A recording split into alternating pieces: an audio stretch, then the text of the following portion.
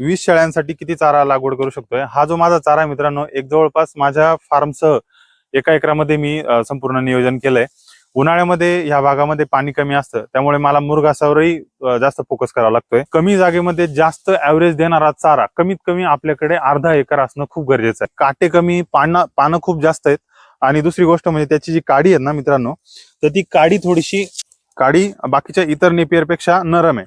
म्हणजे काय होतं माहिती का, आपलं जे आपण काही टाकतोय त्यांना कुट्टी करून वगैरे, त्याच्यामध्ये वेस्टेज खूप कमी होतंय.